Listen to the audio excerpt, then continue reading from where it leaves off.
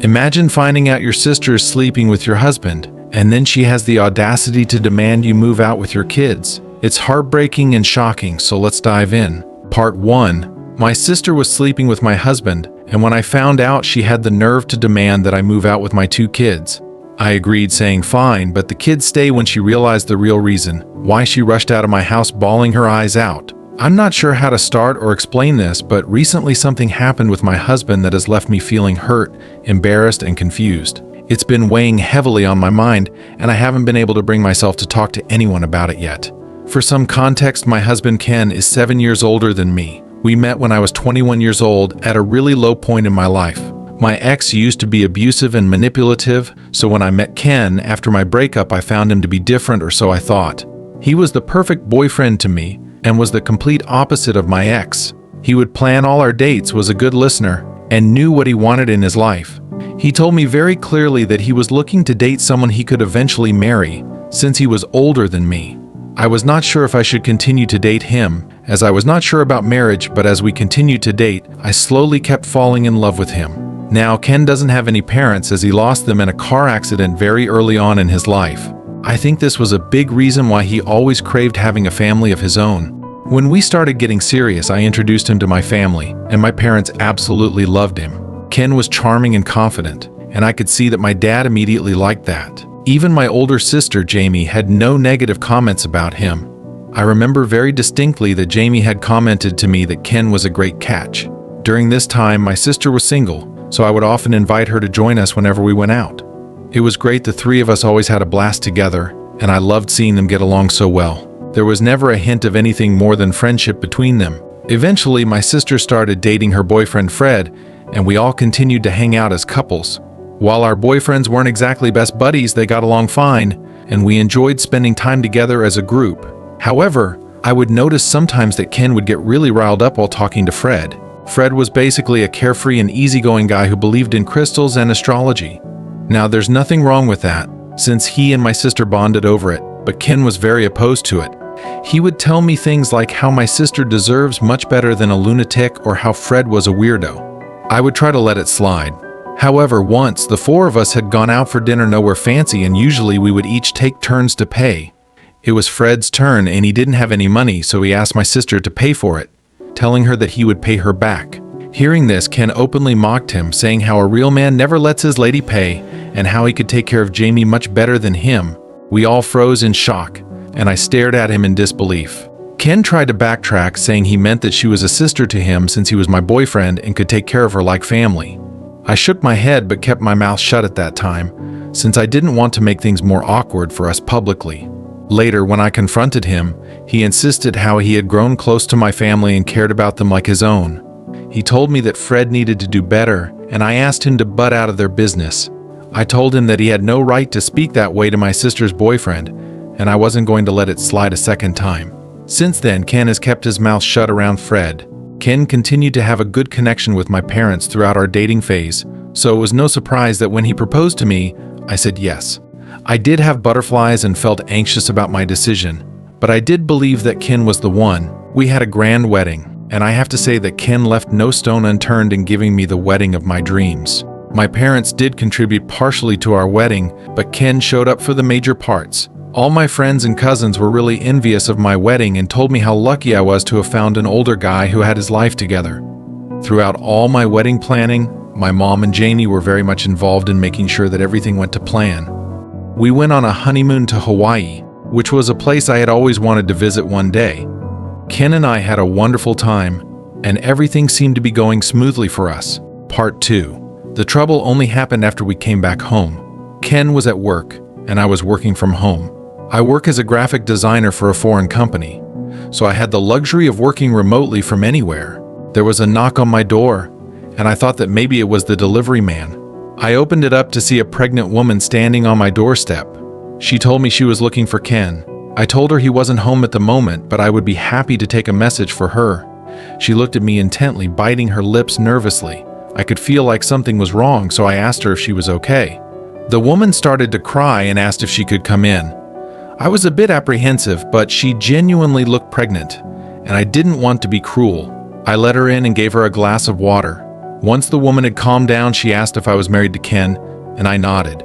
She then went on to tell me that she had no idea about this when she slept with Ken 4 months back. My stomach dropped as I stared at her, and I felt the ground beneath me shaking. She told me she is pregnant and doesn't know what to do since she doesn't want children. She told me how she wanted to abort but didn't have the courage to do so, hence she had tracked down my husband from his LinkedIn page. She told me how she had followed him back from his office to our home yesterday evening, but couldn't let herself knock on our door since it was a Saturday. Today she assumed that he would be home and had come to confront him. Unfortunately for me, my husband was working, hence I was the one who opened the door to her. My heart felt like it dropped into my stomach. I couldn't process what I had just heard. The man I was married to, the man I had supported through thick and thin, had betrayed me.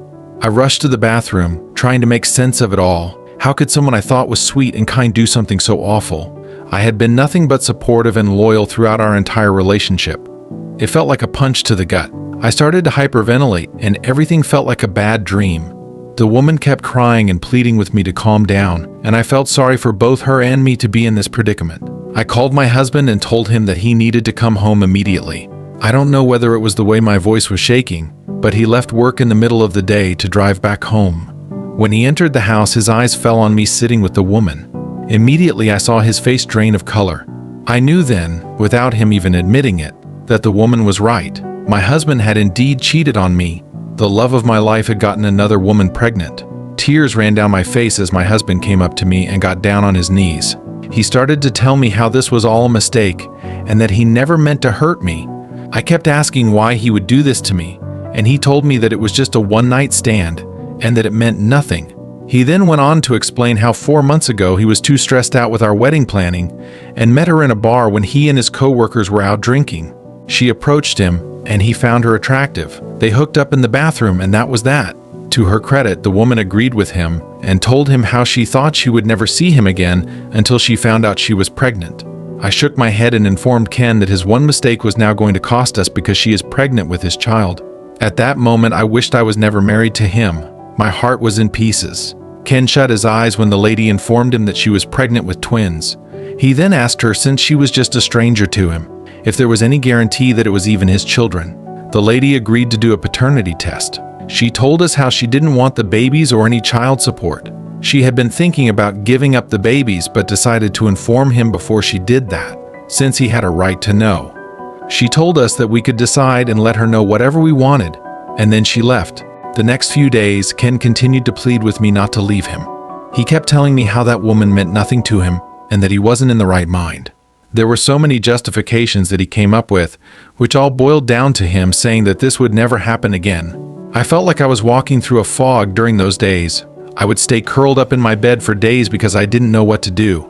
I did want to leave him, but at the same time I felt like I would slip into depression. Everything felt different and broken. I could still remember how devastated Ken looked when the woman told us that she would be giving up the babies for adoption. Ken and the lady did end up getting a prenatal paternity test, which proved that it was indeed his kids. Up until that time, I had a bit of hope that maybe she was wrong, but the pain returned after I saw the results. Ken sat me down and informed me that he had always wanted to be a father and how this should be a blessing for both of us. I looked at him pissed as he continued to explain how we should think about adopting the babies from the woman. Hearing this, I started yelling at him, asking him if he had in fact gone crazy. I told him that there was no way that he was going to suggest something so ridiculous to me. But Ken tried to pacify. Part 3. Me saying how we were always going to have children down the line, so why not adopt the kids when we had the opportunity to do so? He told me how God was giving me the perfect opportunity to never have to worry about getting pregnant down the line, since we would already have these kids. When I was still not convinced, he started talking about how difficult his life was when his parents passed away and how difficult living in an orphanage was. I knew that this was a dark phase in his life, and he did go to several foster homes, which scarred him even further. Ken broke down in tears and begged me to think about this in my mind and reconsider my decision. I asked him, what would we even tell my parents since his cheating incident was embarrassing enough? I could not let my family find out that I was not going to raise his affair kids. Ken winced at the words and told me how I knew that the woman meant nothing to him and that when it came to the children, I had nothing to worry about since we could always say that they were adopted. I started to laugh and pointed out how that might be difficult since the kids might start to look like him. but Ken told me that we would cross that road when we had to. He assured me that he would take care of me and the kids, and we would be one big happy family. Ken is a really smooth talker, and for the next few days, I did catch myself mulling over his idea. It was true that the woman and Ken had no emotional connection, and she seemed like a nice person since she had been quite truthful to me. She definitely had no intention of keeping the children, and it did make me sad thinking about the twins going into the system. If I didn't leave Ken and decided to stay with him, I don't know if Ken could ever recover from that situation, knowing his children were growing up in strangers' homes. If I did decide to leave Ken, I would have to come clean about his cheating, and this would just hurt my parents as much as it had hurt me. Besides the cheating, Ken was a good husband to me, and I didn't want our marriage to end so quickly. I didn't know if I could forgive him completely, but I decided that if we did decide to adopt the twins, we needed to go about this the legal way. When I informed Ken about it, he was beside himself with joy. He assured me that he would contact the lawyer and ensure that we would have proper documentation of the woman giving up the child to ask for full custody. We also needed to discuss how we could adopt them. I won't get into the details, but this was a long, strenuous process.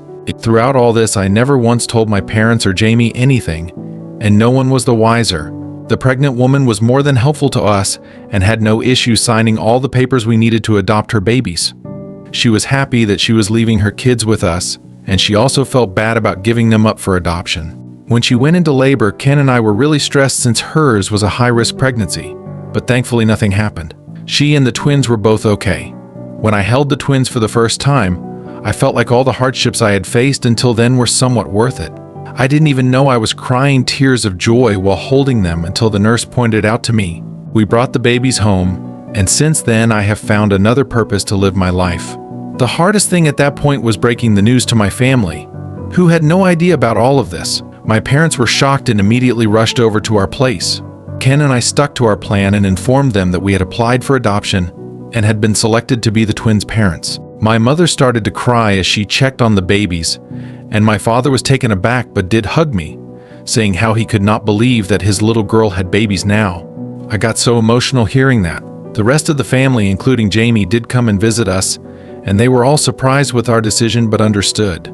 No one doubted us, and I was glad since I didn't want to deal with explaining the truth to them. Besides, I had chosen to let go of Ken's mistakes, and I just wanted to move on with my babies. Trevor and Jack are the best boys I could have ever asked for. They are just adorable and are what you would expect boys to be.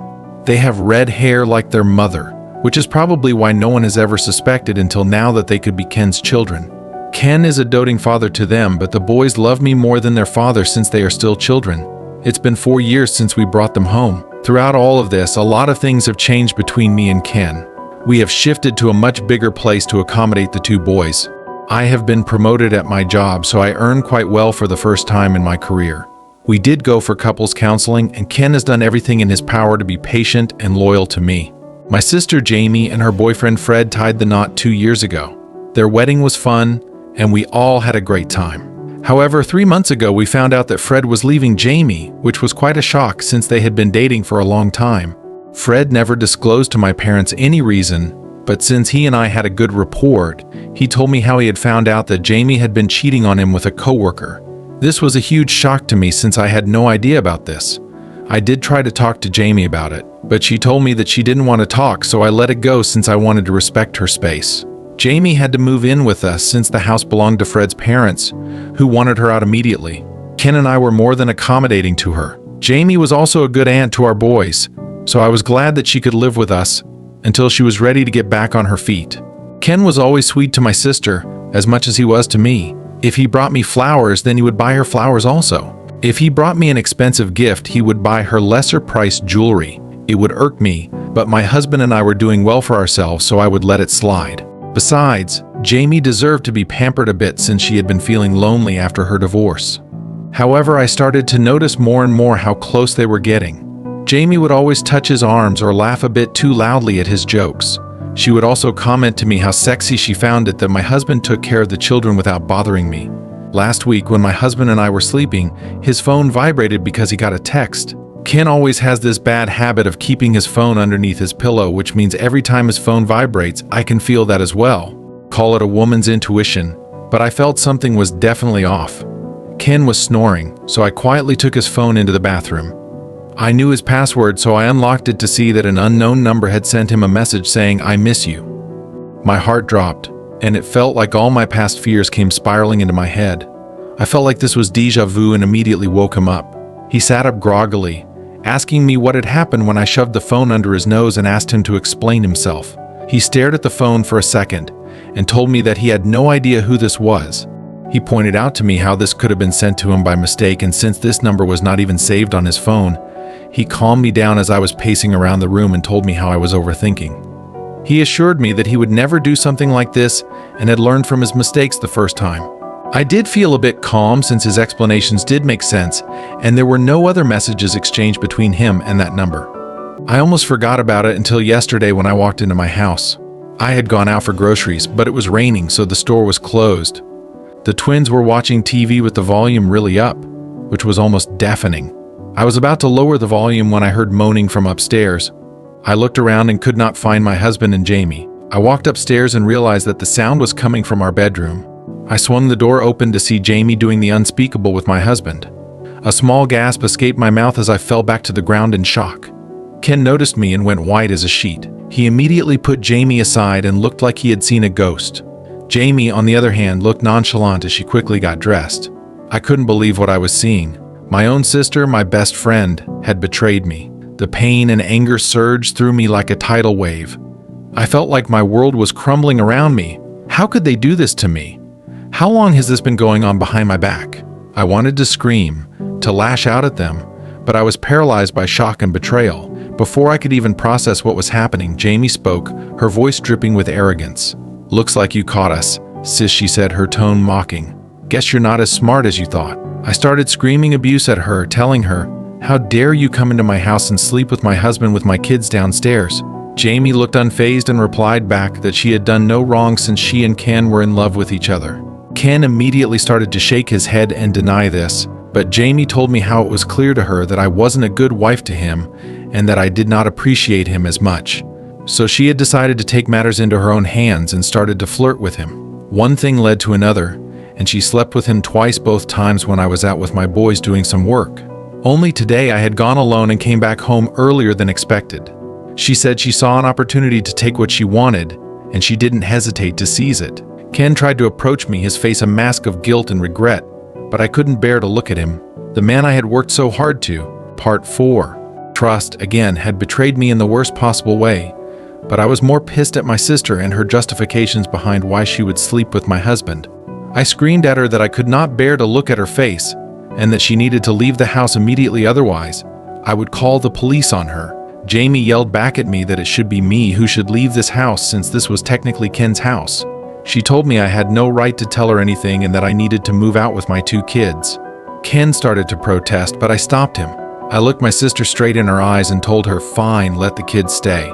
My sister looked at me confused, and this is when I revealed to her that these were technically my husband's kids, since he had slept with another woman years back and got her pregnant. Of course, I would have never left my kids here, but I just needed an excuse to tell her the truth about Ken. She had clearly thought of him as this great man when he was nothing more than a coward and a cheater. The shock on her face was so evident that I could almost feel it as she turned to my husband, demanding explanations. He confirmed the truth of what I had just disclosed. I could feel some kind of satisfaction as I watched her process the truth. She asked my husband why he had not mentioned it before, and he replied that it was none of her business. He went on to clarify how, although he hooked up with her 3 times, including today, he didn't love her nor did he want to pursue any kind of relationship with her. Jamie's eyes widened in shock, and she asked slowly what he meant by that. Ken went on to tell her that he didn't have any feelings for her whatsoever and had made a huge mistake giving in to her. Jamie broke down. Ken asked her to leave the house so he could talk to me, knowing that having her around would distress me even more. With tears streaming down her face, she packed up and quickly left. I took my boys into their room as I didn't want them to sense that something was wrong. Ken later came into the room and asked me to talk to him. By then, my mind was already made up. I told him, in the living room away from the boys' earshot, that I was done with him. I asked him to pack up and leave since I could not leave with the boys. He started to plead and cry, but I was so done with this that I stopped him right there. I told him that he had done what he thought was right for him, and now I was going to do what was right for me. He tried to protest, but I stood my ground. In the end, he did leave with a suitcase full of his clothes. He told the boys that he was going on an urgent work trip so they would not feel something was amiss. This all happened yesterday, and I have woken up today feeling broken. I feel really bad for the twins, who probably have no idea that their parents are going to split up. I grew up with parents who still loved each other, and I don't want to subject my kids to the ugliness of divorce. Yet I know it would be the right decision to leave Ken. Would I be in a hole to my kids for divorcing their dad? Update 1. First of all, thank you so much to everyone for your kind words.